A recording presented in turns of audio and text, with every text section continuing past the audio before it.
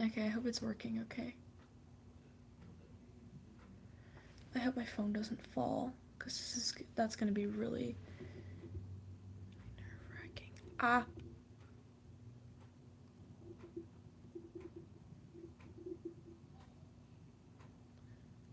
actually gonna go with all messages. Community moderation. Participant anyone. Message delay. No, I don't want message delay. Hi, petty things. I was actually on a live yesterday. And then I just decided, you know what, to heck with it. So. I'm gonna see if a few more people start to join. So. Also, let me know how my mic is. If I need to turn the volume down or up. Because I think it's a little bit too loud. I'm not quite sure. So.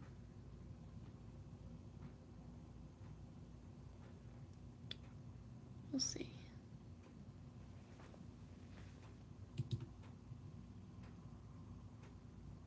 I can't turn it up anymore, actually. It's at full volume, so I don't know.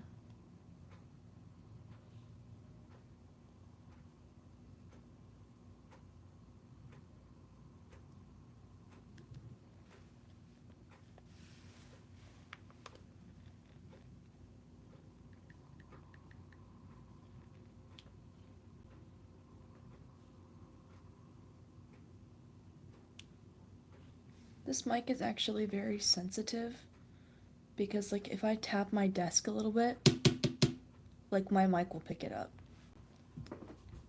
I'm pretty sure, at least, whenever I was testing it earlier. I'm not quite sure. Yesterday, I was drawing on my sketch pad. I was drawing on my sketch pad, and I was just, like, using a pencil to draw something. I actually want to work on this piece of art that I'm drawing. It's a ship art piece for my OC and Shadow the Hedgehog. So that's what I'm deciding to work on at the moment. But I do actually need some people's help because I'm actually homeschooled. So I wouldn't know about, like, that. But technically, yes. I do have digital art in school. No, that's the wrong color. Crap. But I do need help, though, because I, have her color palette set to, like, a sage green and then, like, brown, highlights. And I just decided to go with blue eyes, because I thought that would, like, accent well with everything. But her top color is what I'm really struggling on. Because I wanted to do, like, a beige earlier, but then I realized that there's just so much beige and brown with the green. I feel like it would be cool if something stood out a little more. So I'm not really quite sure.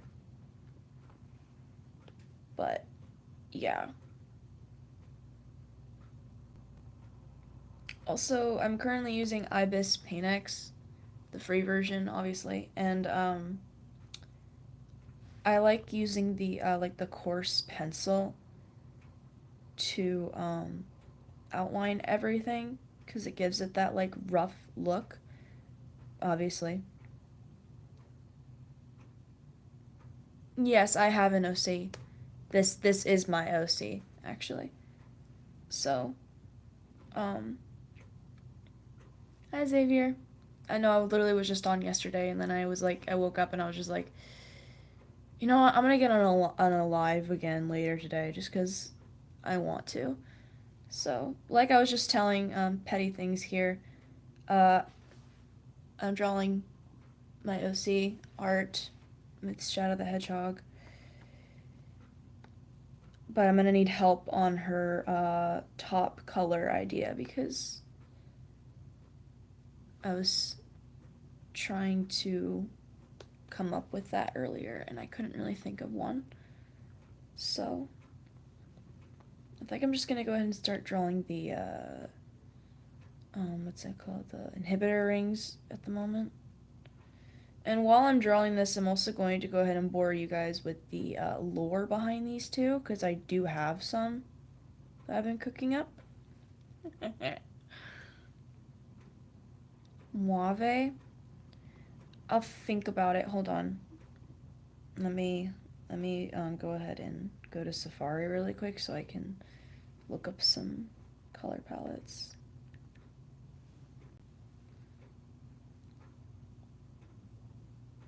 Okay, like a soft pale purple color. I think that would be pretty cute.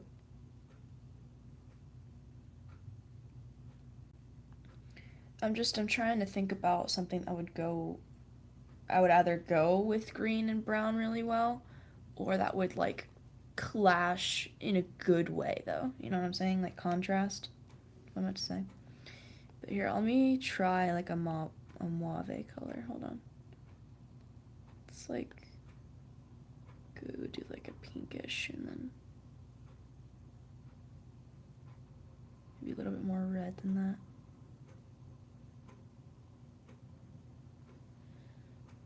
I think that that's about mauve, right? All right. Let me just color this in really quick. I don't think that I'm one for that. Maybe if we made it like a little bit more purpley-ish instead.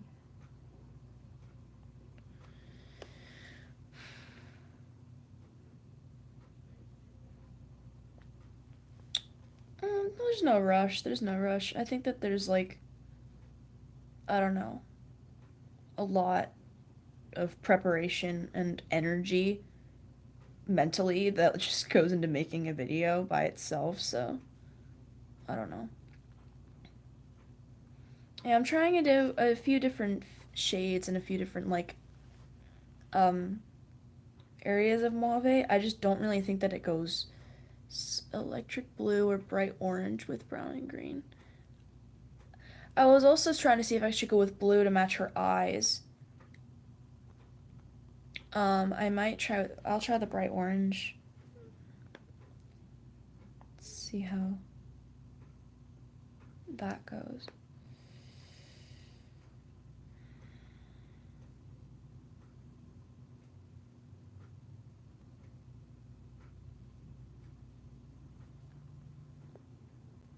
Okay, the orange is actually okay.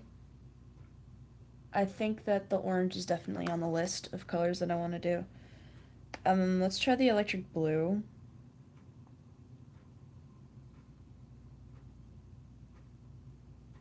Make it really electric.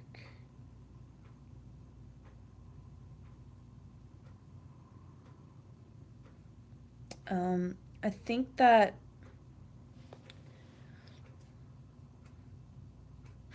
thank you.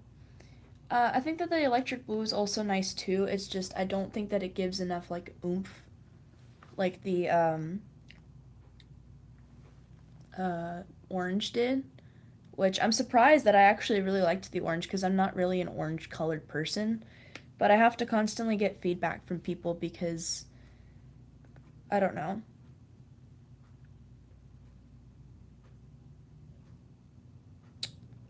I sometimes just have like trouble seeing like an actually like really good piece of art idea. So, what am I do? I think you mean what am I doing? So I'm gonna go ahead and take that as what am I doing? I'm drawing OC art. My OC and Shadow the Hedgehog. So, yeah. Uh, let's go ahead and do that orange color again. Because I actually really liked that. I do watch some anime, just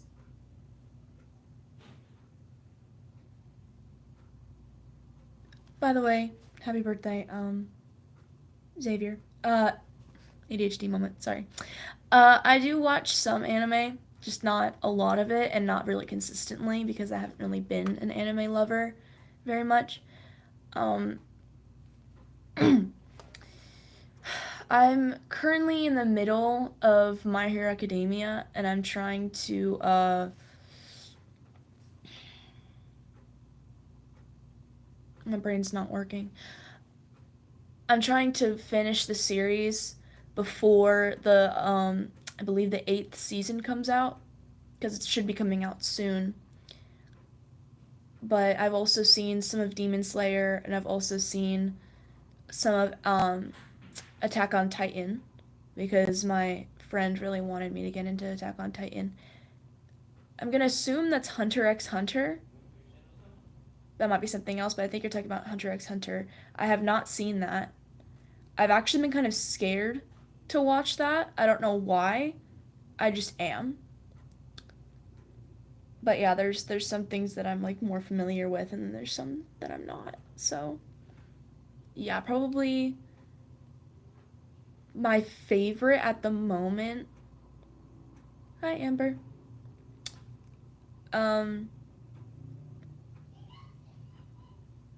my favorite at the moment would probably have to be Attack on Titan because usually I tend to watch cartoons and animations, but my favorite genre in films are actually horror. And it's not really fully horror, but it's pretty gory and it gets really explicit. So I don't know. I really like the anime style of that and I also appreciate the intensity of it. I also really like how they throw in some like 3D like shots in there and it's like really really nice, but I don't know, that's just my preference, but somebody that asked me the same question would tell me be like you haven't seen enough anime to know the good stuff. Yeah, it's definitely very traumatizing. Hi Hannah. It's definitely very traumatizing cuz my friend showed me the first episode and immediately it was like a cliffhanger and I was like immediately hooked. So, it was like ooh. But no, we need to have a softer orange than that. Like, just slightly. There we go. Shout out to the person watching this that suggested an orange because I would have not went for that at all. But I don't know, I think it actually goes kind of good. So let me go ahead and try, instead of just scribbling, go ahead and actually try to like keep the outline of it. And then see how that looks, like if she's wearing like an actual top. Yorchie. There is one thing that I do want to tell you guys about this OC is that she is actually mute. And she wasn't always like that. She actually was a very talkative person. She's basically like me and very energetic and very like extroverted and she loves people. Um but one day something happened in her life to where it was extremely traumatizing for her that like she just could not talk normally anymore.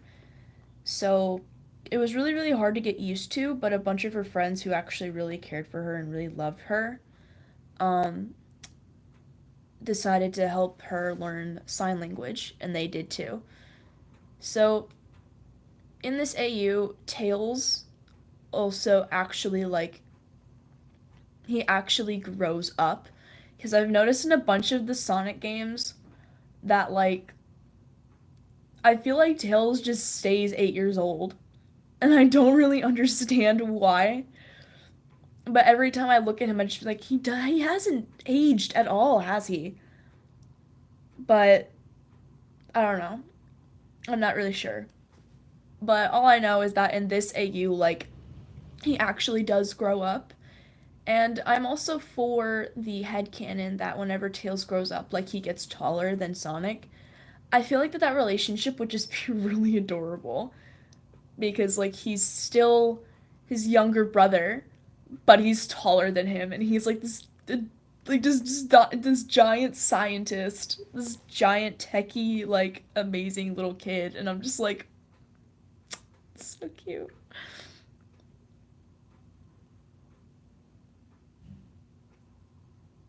Okay, I was wondering. I was like, did he just call me up? But they said hi. Okay.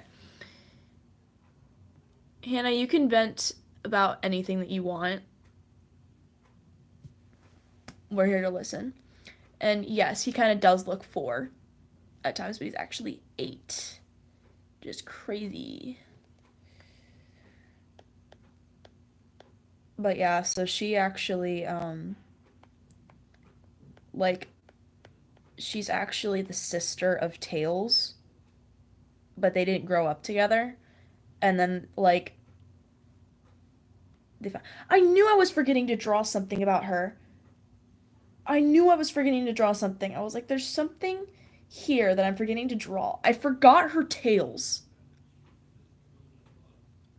I'm so mad.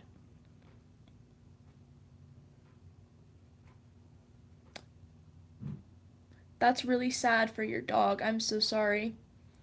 Life is great. But did you just say that you're Wait. Your crush likes your best friend and your boy best friend likes you?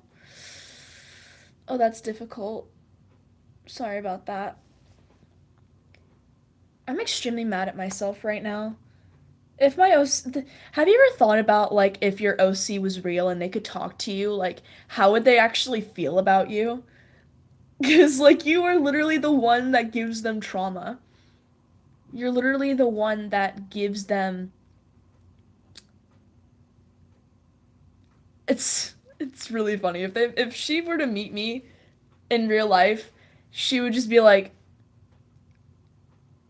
disgusting piece of scum. She's like, you made my life a living hell. And I'd be like, well, it gets better later. You'll thank me for it.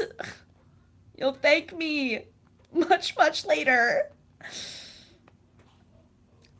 But no, if she were to be real and she were to talk to me, I'd just be like, listen, I'm so, so sorry for what you're going through at the moment, but like, girl, you're gonna thank me for it later. It's gonna get so much better.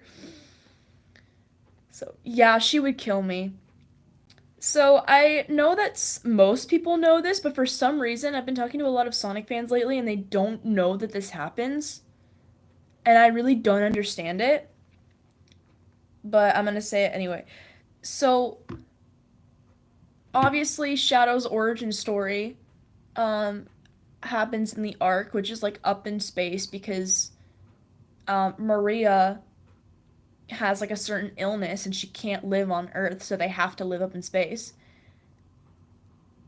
And so as they're searching for the cure and stuff, then Gun, the like government basically decides to like ambush them and then decides to try to find a way to exterminate Shadow.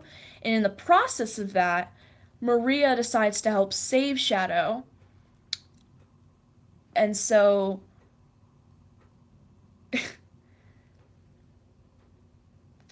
I won't cry. Um she helps him get into an escape pod and sends him down to Earth, but in the process of that, she dies. And that's like what made up like all of Shadow's like deep personality and where he's like super mysterious and like rough with people is because of what he lost. Hello, Tron dude. Notice how Shadow is 50 and he's bullying Tails, but Tails is 8. So this is the thing is I like to not think about the fact that he's 50.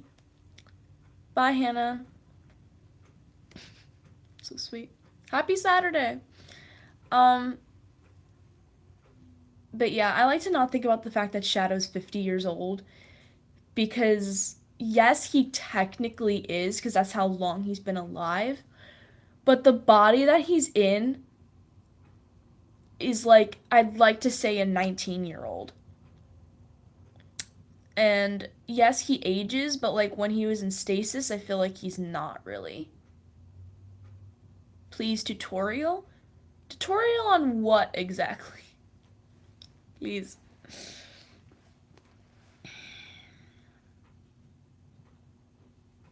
Alright, I decided to go with somebody's idea, and I put her top as like an orange. Let me know how that looks, because if somebody says that I might need to change it to a little bit of something different, then I will. Because I care about y'all's opinions. I know. um, how's my day going? I think my day's going decent. Um, it's I'm a little tired, but I don't know. Also, I showed somebody this OC at one point, and obviously she has snake bites, and it was really funny. I showed it to somebody, and they were like, "What are those weird pointy things under her mouth?" And I was like, "Oh, they're like the snake bite piercings." And they're like, "That's gross." And I was like, "I mean, nobody asked you, but okay." I was like, "Why? I think that they look fine." And they're like, "That's what like gangsters do and stuff." And I was just like, "Bro, not the stereotypes. That's gross. The stereotypes are what's gross."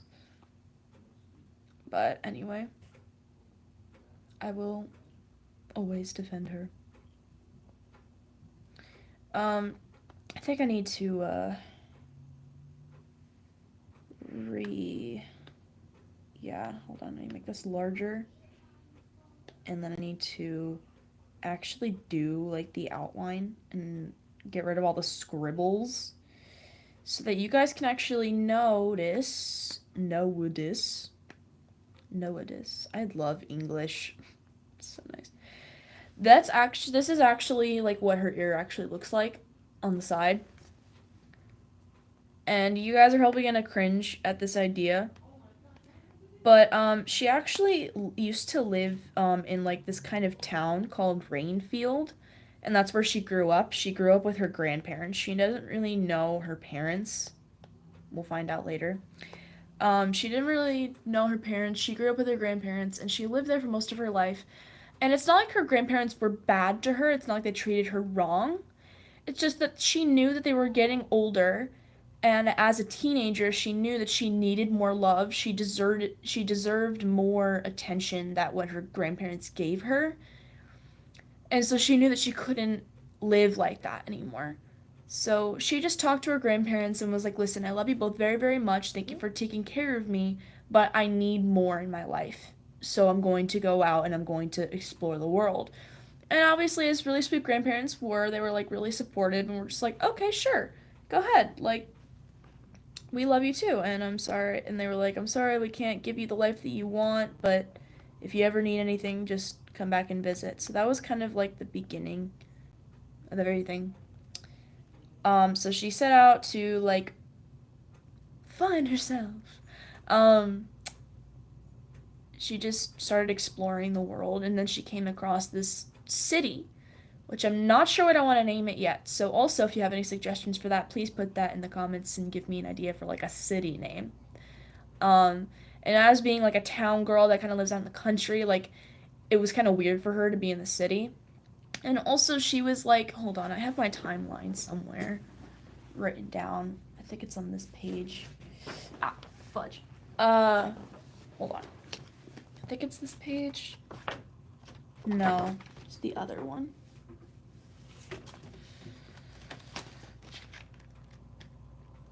I'm talking about my OC's lore. This girly pop. Right here. Okay, I found my timeline. Okay. Wait.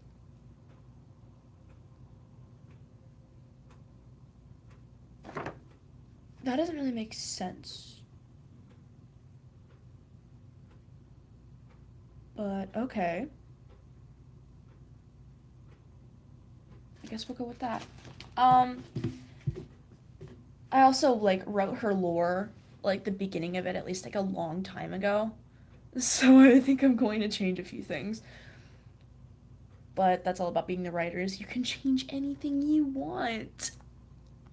Anyway, so basically, she goes to the city and she tries to find a house and a job because like she gets there and then she immediately realizes and she's like, I actually didn't think this through fully. Hi, Jackal. I don't know how I pronounce that. I'm sorry. Um, she actually realized she's like, oh wait, I didn't think this fully through. Um, I don't have any money. She's like, I don't have a job. I don't have a house. I'm practically poor and homeless at this point, so I need to find something. So as she like the animal, okay, cool. I see. Um, so she's like, I need to find somewhere to live, like ASAP, because living on the streets is not very fun. Oh my god, why can I not? Oh, that's because I'm using my eraser, not my brush. I'm an idiot. So, basically, she's searching through and she's trying to like look for a place and a job. And she's new to this city, and usually cities are pretty large, but this one isn't. It's kind of like mediocre sized. So a lot of people know, like, when somebody's new to the city. And since she's kind of new, they're not exactly, like, open to trusting her fully. So they're like, um, we're not really going to give you a job or a house or anything. Figure it out on your own. So, hey, cloudy skies. Hi. We are talking about my OC. We're talking about her lore. We're talking about this chickie right here. This is who we are talking about. So, yeah. So, she didn't really have anybody to go to. And so she actually was, in the streets for a while. Like, for, like, I think, like, a few months, I'm gonna say. So, she was kind of like having her own like Aladdin moment.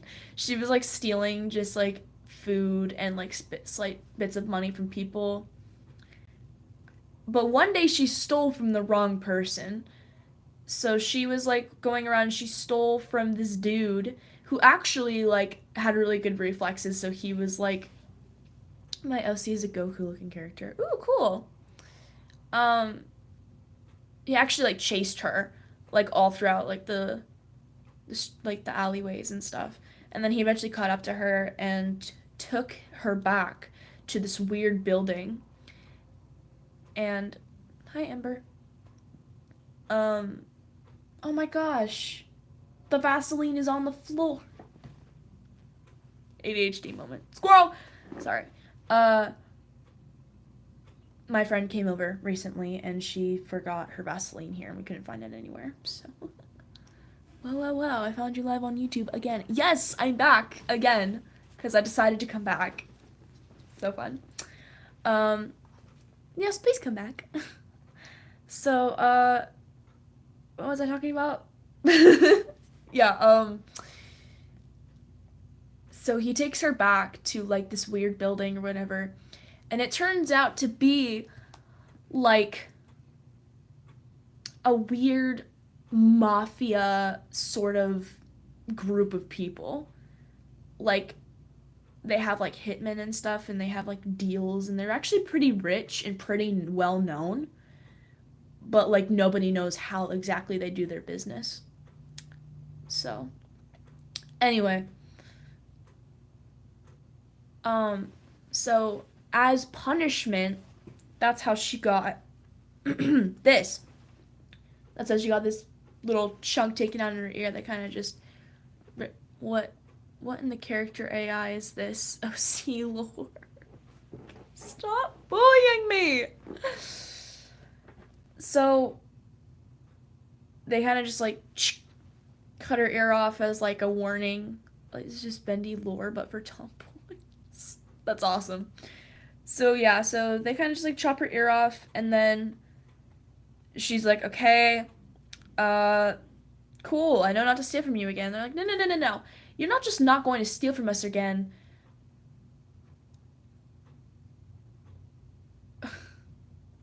um, like they're like, you're not just going to steal from us again. You are going to be in debt. You are now in debt to us. Yes, for a punishment. They like cut the edge of her ear off, and then they're like, you're not going to do that again. So basically, now she's in their debt. Not exactly with money, not exactly with giving them things, but if they call her up and they're like, hey, we have a mission for somebody, or like, hey, like if we have a certain person that we want you to capture, or if there's some deal that we have and you're just like a pretty face to help sweeten up the deal, then yeah, we'll call you up and like you have to do what we say, or else something like this will happen again. So that was kind of like an interesting thing that happened to her at the very beginning. So now she's in their debt. But it's really weird because the more that she hangs out with them, she realizes that like they actually want her to fully like join their group and be more like a family like the rest of them are. But basically like they treat her wrong, obviously, but there's some parts about them that like show that like they actually like want to care for her, but she doesn't want to be involved in the stuff that they are, like to the full extent. So she's like, I'll just deal with being in your debt. But if she comes asking them for like a little bit of cash to buy something, or just needs a little bit of help getting started, like she can actually go to them like a family and be like, hey, can you help me out? And they will help her, which is really strange, but like, I wrote it, so who am I to complain? But anyway, so she's like on the streets for like a little bit longer, and then she comes across this building called Melody's Apartments. By the way, my little sister is named Melody, and I wanted her to be included somehow, so I named it after her. She comes across this place called Melody's Apartments, and it's basically a person where she saw that throughout her city, people were being mistreated a bunch, and hi CJ, um, a bunch of um, people were very poor and didn't really have much job opportunities, and um, my ADHD brain cannot. So Melody, person that made Melody's Apartments, yes, I do watch anime. Um, she decided to do something about it. Jesus Christ.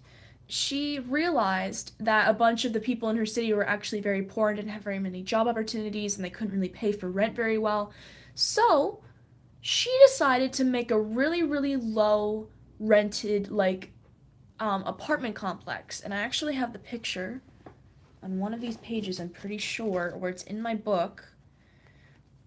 And, it's very, very crusted now. It's very, very rough around the edges. And, basically, it would be like $50 a month or like $100 a month, like for rent. It was like extremely low, to where like a child that like had like a little job could pay. And that was the perfect place for her because she was a teenager at the time. So she's like, okay, let me go ahead and try and like check this place out. And so as she walks in, she meets this girl that looks about her age, but it's a human. And her name is Sheila. And she's, hold on, how much older is she? I forget. So I think she's like 12 at the time, maybe 13.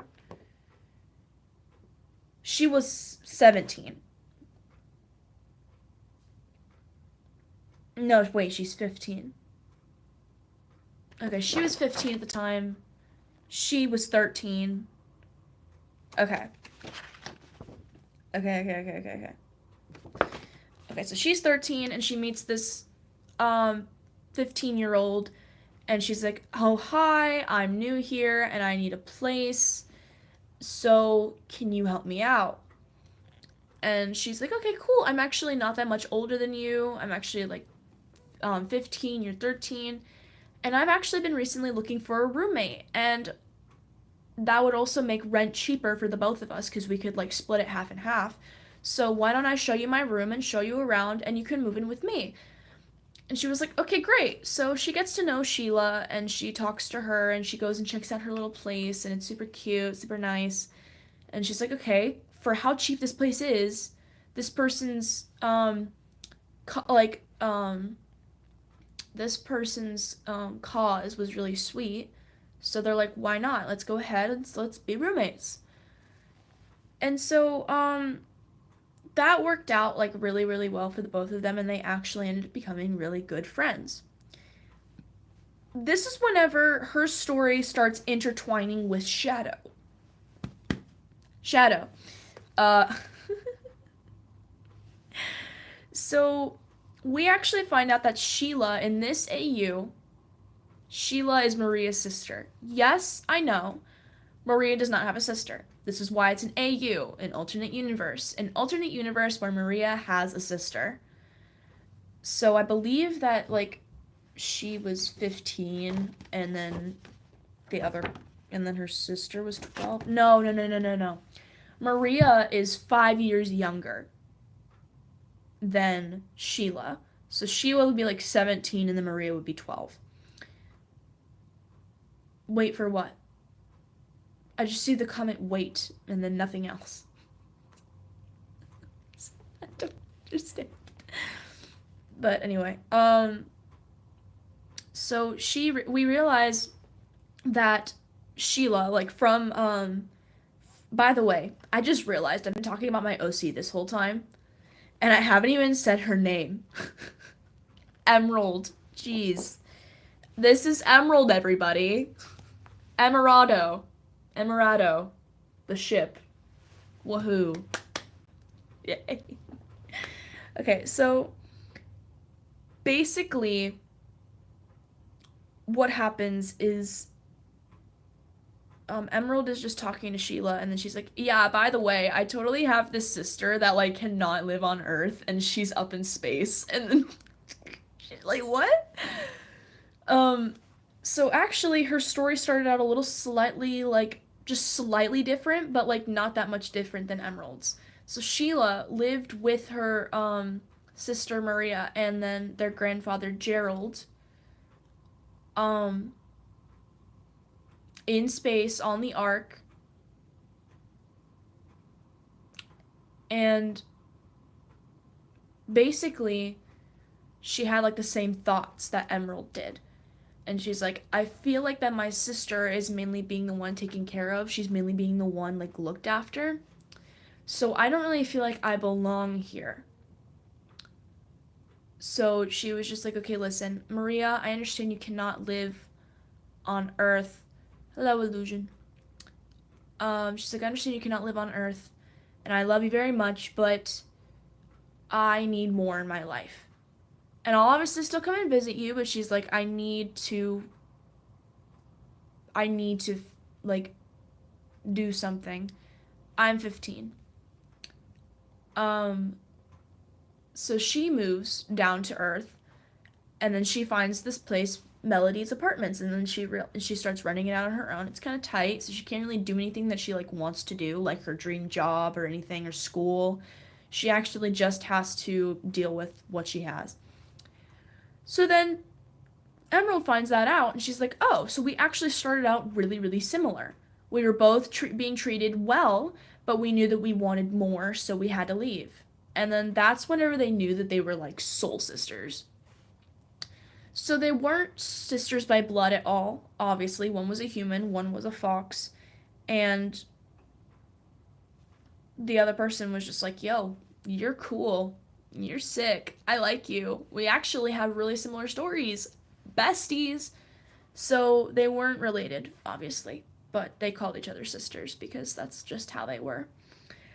So, they start off looking for jobs, and like, I think it was Emerald that got a job first.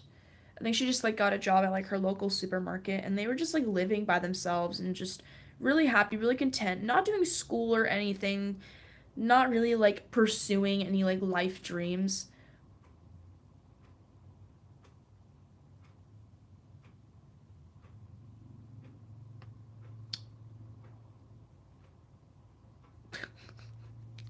So ADHD, I cannot.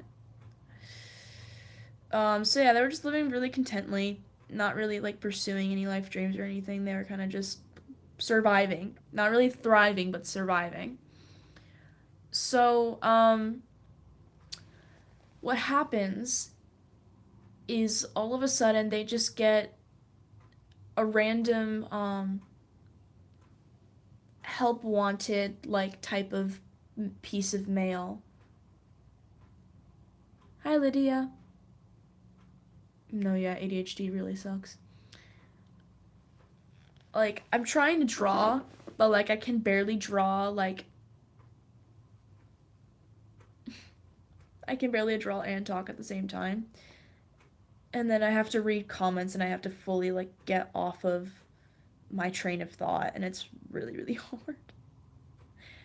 But anyway, so she gets this little like wanted thing, and it's from Sonic and his friends.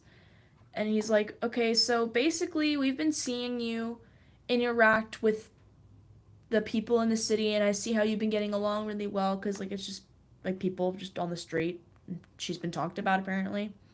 We heard you're new in the city and we want to see how well you do with this um like internship like thing because we heard that you're looking for a job." And so as Emerald, she's just like, "Okay, that's a perfect opportunity. Might as well take it." And so she goes and she meets Sonic's friends, and this is where it gets really fun.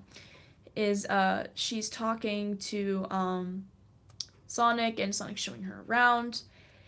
And the first person that sticks out to her immediately is Tails, because he has two tails, just like she does.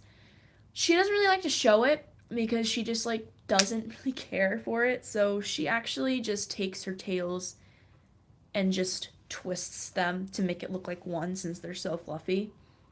But as soon as she saw tails, like she like involuntarily just like unwound them. And then Tails was like, "Oh," and she's like, "Oh," and they're like, "Oh, hey!" They're like somebody else that has two tails. And then Tails was just like, "No way, this is crazy." He's like, "Who are you?" And she's like, "I am Emerald. Who are you?" And he's like, "I'm Tails." And she's like, "Go figure." And so also Sonic saw that and he just immediately realized, he's like, "Okay, no one's ever going to find this type of opportunity again. She needs a job. She seems pretty skilled. We need her." He's like, "Welcome to the team." So she's now like with Sonic and his friends and stuff, and they're kind of just like interacting like regular people.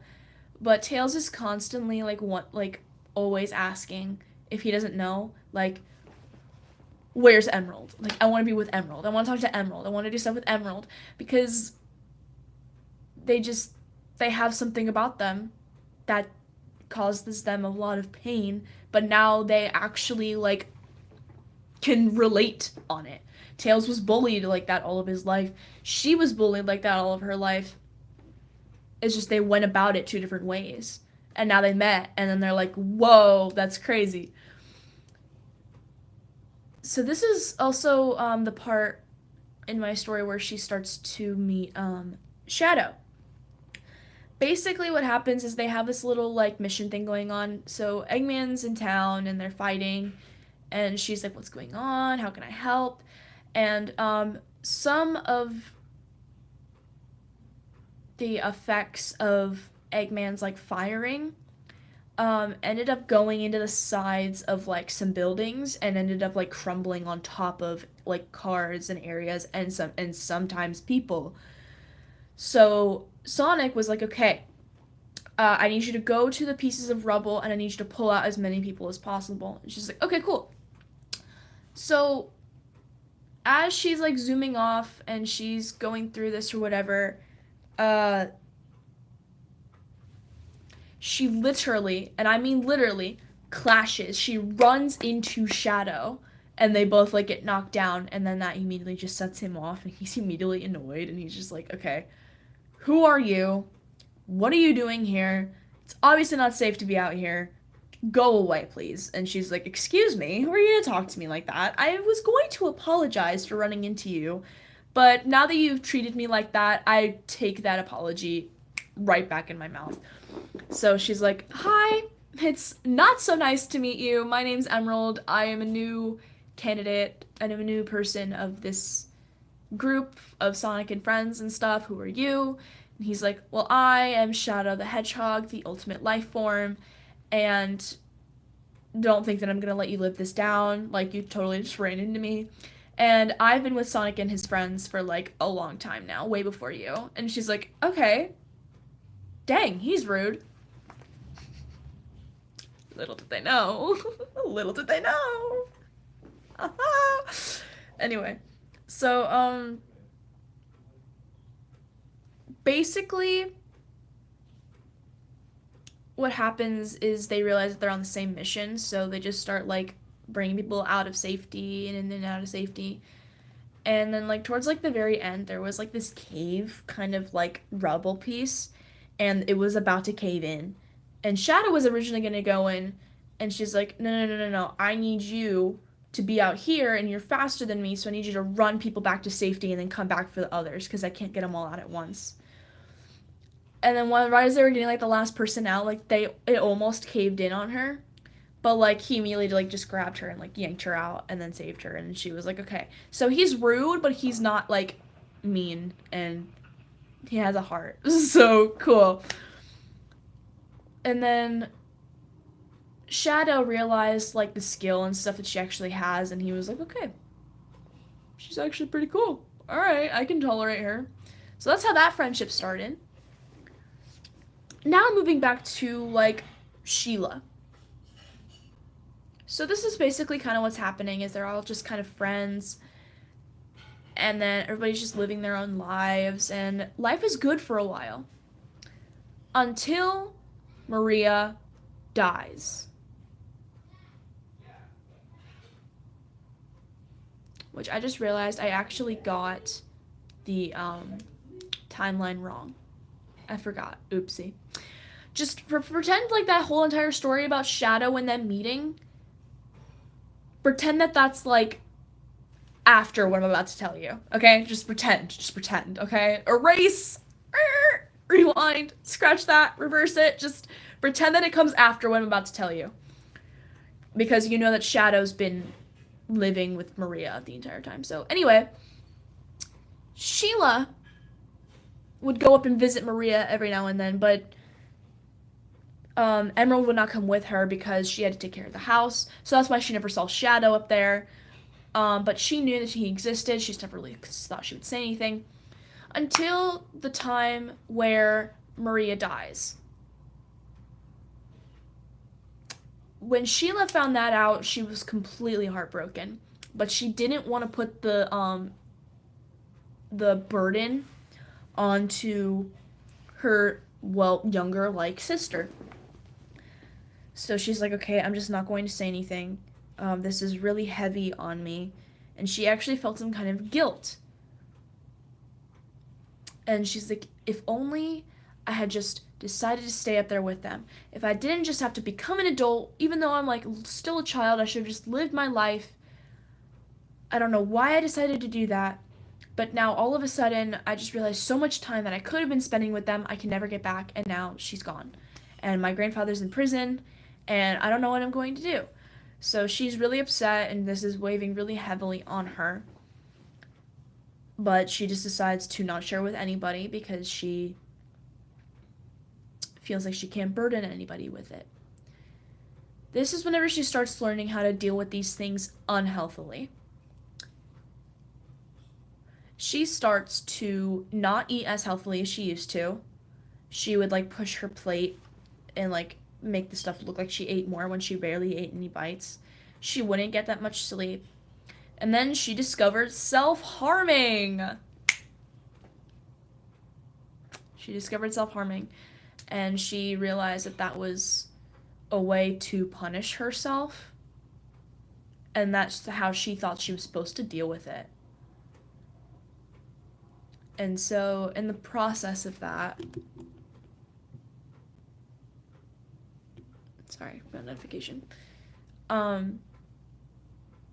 She actually did it super discreetly to where Emerald like never even found out. So this has been happening for a while, and Emerald has no recollection of it. She hasn't come to talk to her about anything. And she's constantly worrying about her sister because she's like, listen, I love you, and you know that I do, and you know you can talk to me about anything. And I know that what happened with Maria took a heavy toll on you, and I need to know how you're feeling. I need to know what's going on, because if not, I can't help you.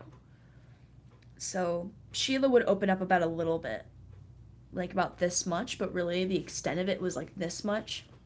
So she was never able to fully get it out. Fast forward, oh god, I'm gonna cry. Fast forward about 2 years, I think, 3 years maybe. Hold on, I'll find it. By the way, this is Sheila's design. By the way, like rough design, basically kind of like Maria, just like with glasses. Yeah. So.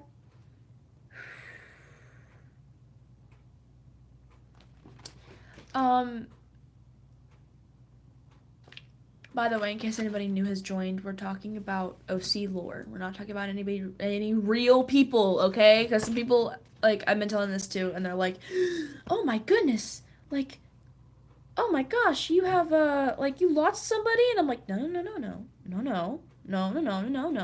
This is not what's happening. This is OC lore, but it's really emotional to me. At this point in time, Sheila was 19, and Emerald was 17.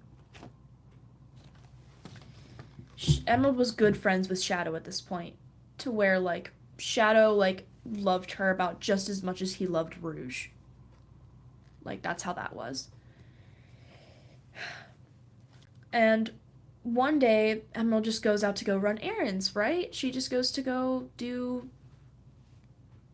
like, her job, and then goes grocery shopping, and then she just comes back, and she is calling her sister, just looking for her everywhere, and she's like, where'd she go? And her door's locked. Her bedroom door is locked, and she's like knocking on it, and she's like, hello, can I talk to you? Silence, no answer.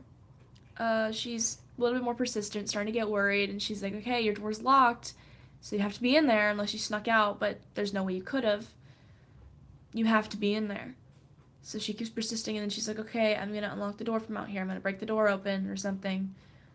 And there's still no answer. So she goes and she gets like a little pick locket thing, and she opens the lock. She knows how to do that from the Mafia family thing. Hello. And then she walks in, and she just sees Sheila on the floor, bleeding out due to the self-harming cuts that she had. And she's not breathing. She is not alive anymore. And she immediately is just like overthrown with so many emotions at once. She was already in like fight or flight mode. Like, she wanted to call the cops. She wanted to call the ambulance, but like she felt her pulse, she listened to her heartbeat, she listened to her lungs. She's like, she's not breathing. She's not alive anymore. And the thing is that um she never Sheila, she never talked about any of her pain. She never actually communicated anything. So, according to Emerald, this just happened out of nowhere. She hadn't ever seen her self harm. She hadn't ever seen her deal with any of her pain that she was going through with Maria. So, all of a sudden, she's just gone without any conversation or any hint at all. So, basically, what happens is they, she kind of just called Sonic and was like, I have extremely heavy news to share. She's like, I lost her. She's gone. She killed herself. And so she just had some people help her move the body out. She called like the cops and stuff, and then she had just been sitting in Sheila's room, just crying and just not wanting to leave. She was not eating, she was not drinking, she was not taking care of herself. She would go to the bathroom, but she wouldn't have to very much because she wasn't consuming any nutrients. So she would just sit in her bed, and she was like that for about like a week or 2 weeks.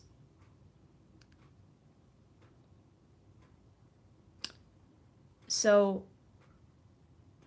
we transition to the point of view of Shadow and Tails. And basically, Tails is like, I'm pretty sure like 13 at this point. Because if he was, wait, 8 plus 2, yeah, 4, so minus, yeah, he was 13 at this point. And hello, um, he starts talking to Shadow, and he's like, okay, dude, I need you to listen to me. He's like, I love my sister very much, and I'm sure that you care for her too. And he's like, nobody's heard anything from her. We haven't seen her anywhere. We haven't been able to get a hold of her. Some people have tried knocking on her door, and she wouldn't answer. Tails is like, listen, I think that you are the one who can actually get through to her. I think that you are the one that can actually make sure that she's alright. And Shadow was kind of reluctant at first, but then Tails was like, dude, don't tell me that you don't know how much she cares for you. If she's excited about something, you're the first person she goes to. If she's upset about something, you're the first person she goes to. Before Sheila, that is. But, like, after Sheila, that is. And he's like, you are her best friend. And we need to make sure that she's okay.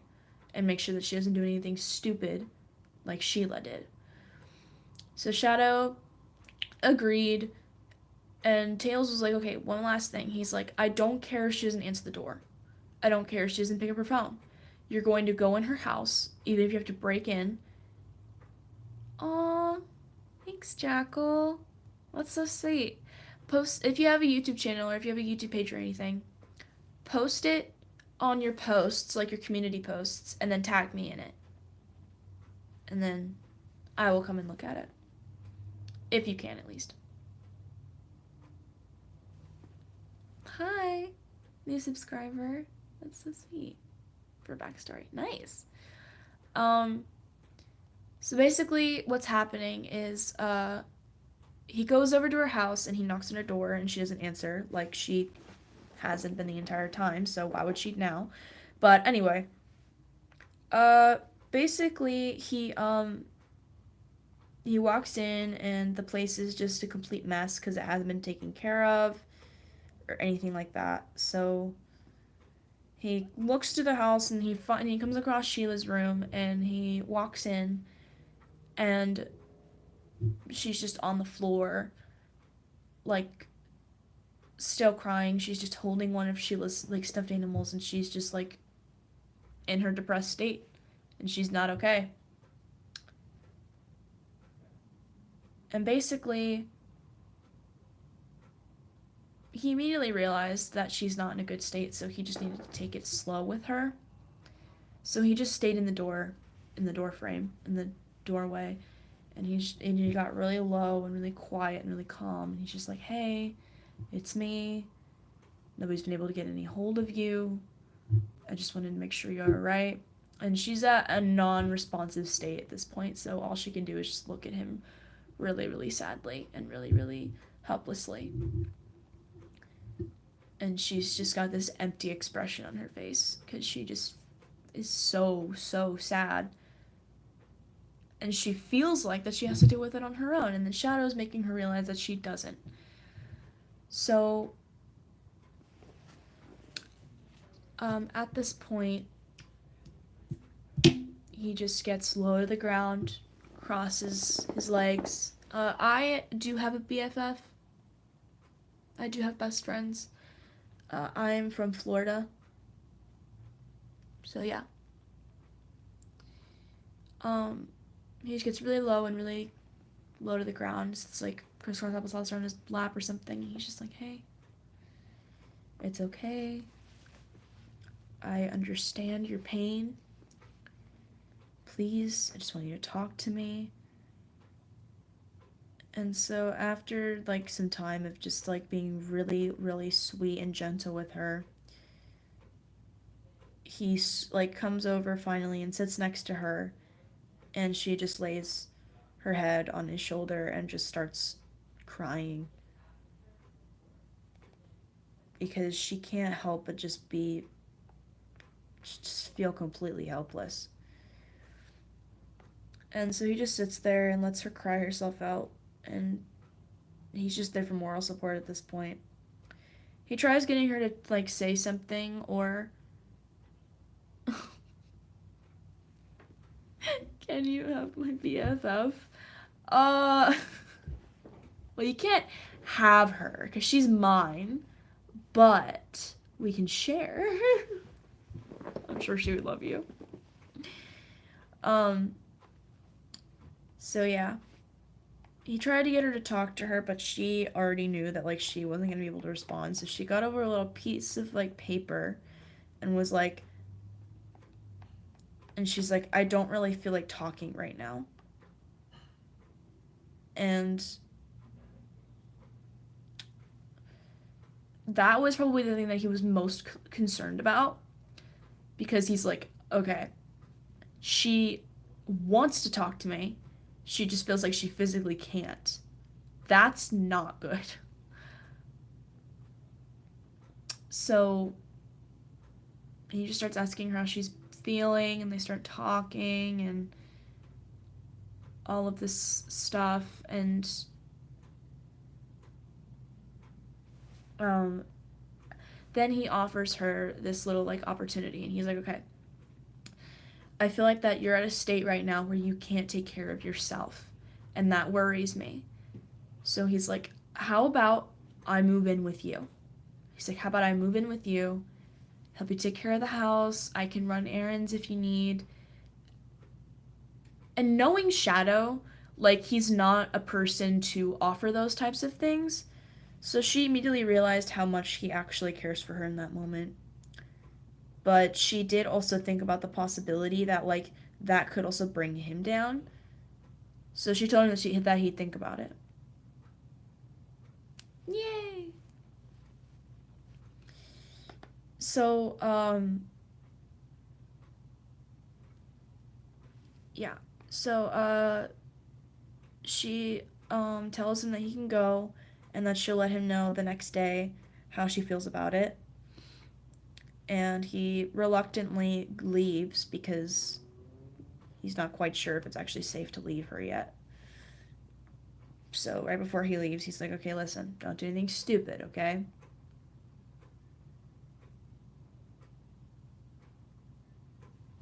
I don't know. Um, anyway, the next day, everything's fine. He comes back and he's like, "Okay, It's the next day. He's like, are you okay? Is everything alright? Do you have an answer? And she's like, yes, I'm actually fine.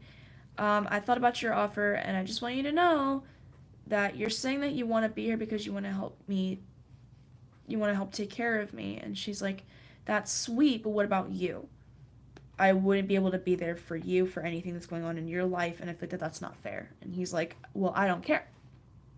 He's like, so here's the thing. I don't care because I actually care about you and your well being, and I'm scared that if I'm not here for you, then you might do something stupid, and I don't want to risk anything. So I don't care if I'm gonna be able to be taken care of or not. I can take care of myself just fine. So she's like, okay, fine. That's what you want. Then fine, you can live with me. So she doesn't actually fully want to part with Sheila's stuff yet. Um, so she's like, okay, you can have my old room for right now until I can move all my stuff in here, and I'm just gonna stay in Sheila's room. And I feel like Shadow would get really quirky about like seeing like the stuff in her room. So like as he's getting situated, he would just be like, "Ooh, like what has she got in here? Ooh, she's got like little stuffed animals. And she's got drawing stuff. Like, ooh, he would get. I feel like he would get really quirky about that. So like as soon as she leaves, like, oh, hang on, I'm just gonna bring you something. He like,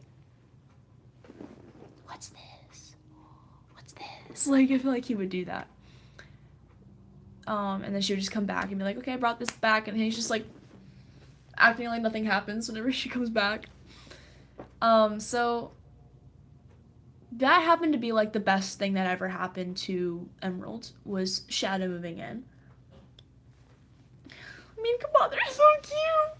Look at them. Anyway, um, that happened to be like the best thing that ever happened to Emerald was having somebody by her side because she felt like she was alone in this world and she felt like she didn't really have anybody to share pain with. And Shadow has very, very similar trauma. Hi, Bella. Um, Literally, they both lost a member of the same exact family. Shadow lost Maria, and Emerald lost Sheila. So he was actually able to bond with her on that. And another thing that was like a huge problem for their relationship was they eventually realized that like she hadn't just gone non-responsive for a moment. Hello, Gamer Grove. I'm glad you liked them. And hey, Emma Edits. I know I was literally here yesterday, but I'm back again. Um, Basically,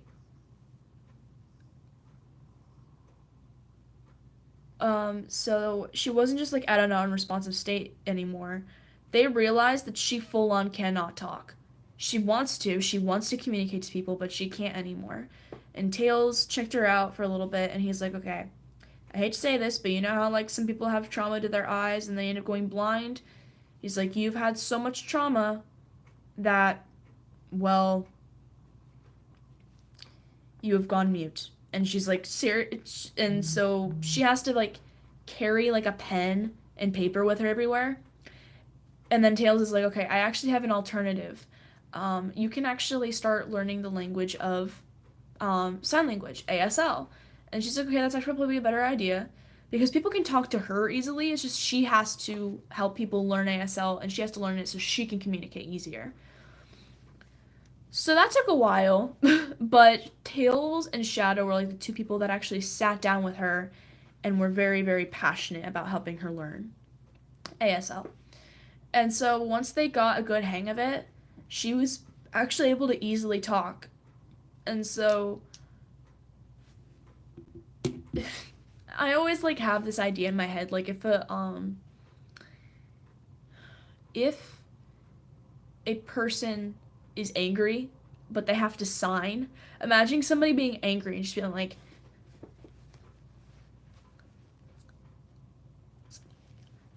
and then just signing so angrily, but like they can't help but be cute because they can't say anything.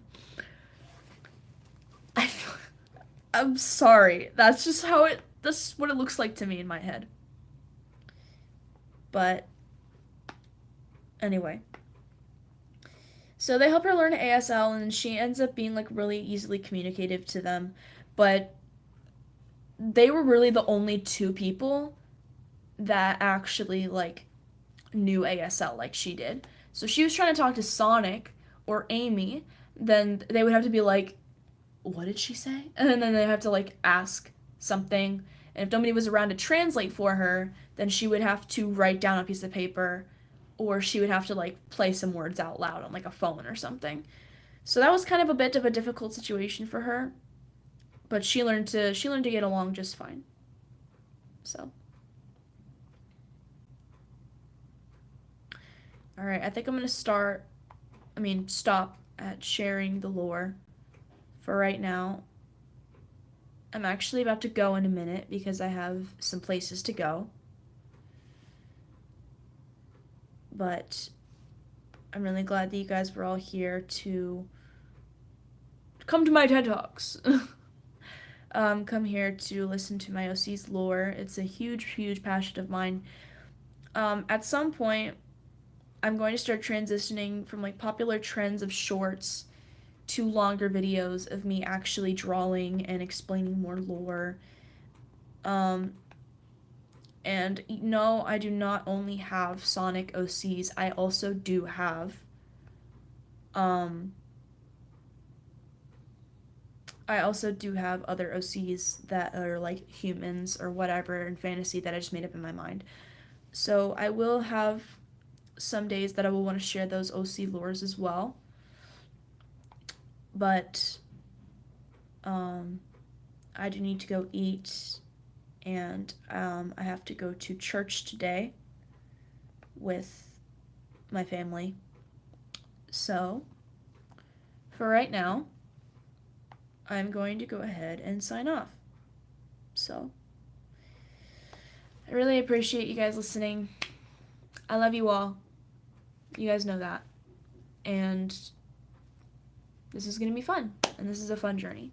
So bye guys. I hope I see you guys some other time.